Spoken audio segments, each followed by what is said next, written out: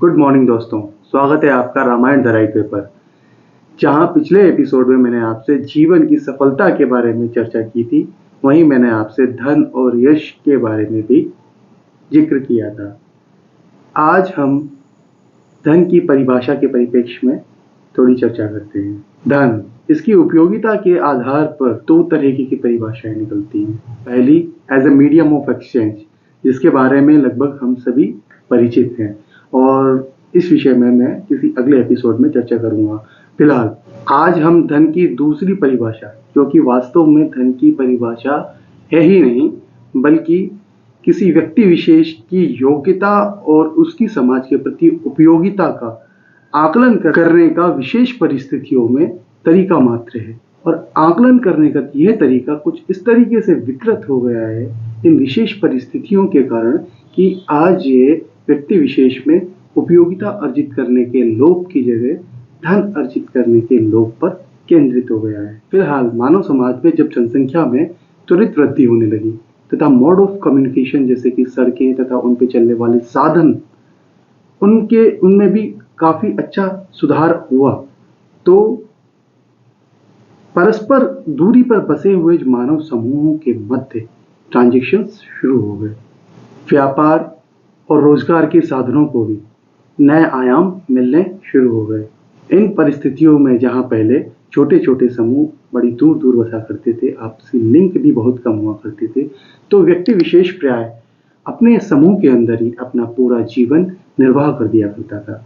परंतु अब जब लिंक बनने शुरू हुए, मोड ऑफ कम्युनिकेशन आसान हुआ, तो यहीं से जो साधारण व्यक्ति है तथा योग्य व्यक्ति जो कि समाज के लिए अपनी उपयोगिता कुछ अपने समूह में तो कुछ दूसरे समूहों में अपनी उपयोगिता जो बना सकता था, उसने अपनी उपयोगिता बनाकर धन अर्जन उसके लिए आसान हो गया।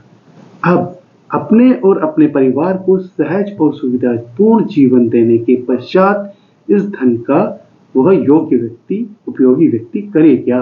अब अगर हम धन की बात करते हैं तो धन एक प्राइवेट कॉन्सेप्ट है और इसकी जो प्रकृति होती है वो साझा करने की नहीं होती। फिर करे भी क्यों? जो अधिक उपयोगी व्यक्ति है वो पुरस्कार स्वरूप अधिक धन अर्जित करे। परंतु यही मैं आपसे कहना चाहूंगा कि असहाय का सहारा बनना एक सामाजिक और सामुदायिक प्रकृति है जो कि हमें मानव बनाती है और मैं इसके समर्थन में हमेशा रहता हूँ। परंतु भिखारी को भीख देने के समर्थन में मैं बिल्कुल नहीं हूँ। इस बारे में, इस टॉपिक पर हम किसी अन्य एपिसोड में चर्चा करेंगे। फिलहाल यहीं से मानव के सहज और सुविधापूर्ण जीवन की परिभाषा में अन्य सभी सजीव जातियों से भिन्न अंतर आना स्पष्ट हो गया तथा मनोरंजन के भी यहाँ से कई नए नए आयाम विकसित होना शुरू हुए।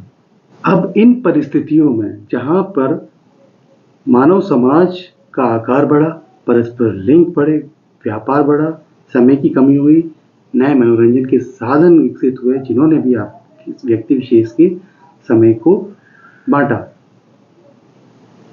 यहीं से आपकी योग्यता और उपयोगिता के आकलन की एक नई परिभाषा उपजी जो कि धन के परिप्रेक्ष्य में थी। जो जितना अधिक काबिल है तथा समाज के लिए उपयोगी है वो उतना ही अधिक धनी है तथा जो अपनी काबिलियत से समाज के लिए अपनी उपयोगिता साबित नहीं कर सकता या करने में सक्षम नहीं हुआ, वही दरिद्रता का पात्र हुआ। यहाँ पे धन तो मात्र एक युक्ति थी।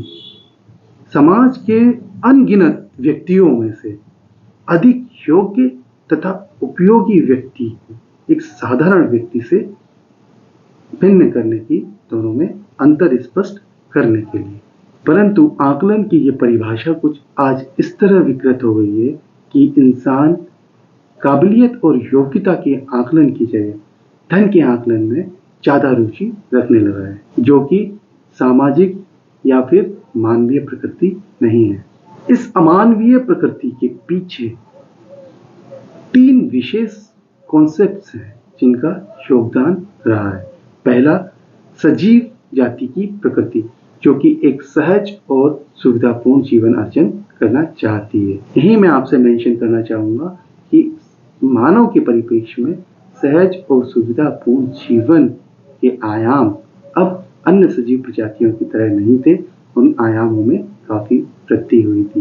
दूसरा कॉन्सेप्ट जो इन विकृतियों के लिए जिम्मेदार था वो थी मानव की प्रकृति, जो कि सामाजिक और सामुदायिक है। और इसी प्रकृति से एक मानवीय स्वभाव का जन्म होता है, जो कि यश और कीर्ति का लोभ है या यश और कीर्ति को पाने की चाह है। तथा तीसरा जो कॉन्सेप्ट था जो इन विकृतियों के लिए जिम्मेदार था वो थी विशेष परिस्थितियां, जिनके बारे में हम पहले भी चर्चा कर चुके हैं। पहले जब मनुष्य छोटे छोटे समूहों में रहा करते थे तो जमघट लगाए पंचायतों में आपसी बातचीत का आनंद लिया करते थे, और उन परिस्थितियों में एक समूह के अंदर लगभग सभी व्यक्ति एक दूसरे की उपयोगिता और काबिलियत से रूबरू थे, परिचित थे। तब व्यक्ति का परिचय उसकी काबिलियत और उसकी उपयोगिता से संभव था, जो कि आकलन का सर्वोत्तम तरीका था। आज वो परिदृश्य नहीं रहा।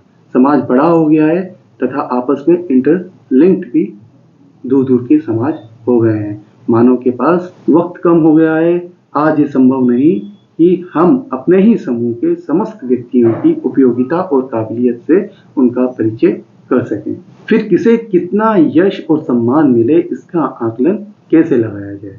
मानव समाज में यश, कीर्ति और सम्मान पाने की सिर्फ एक ही युक्ति है, और वो है अपनी काबिलियत से अपने समाज में अपनी उपयोगिता साबित करके।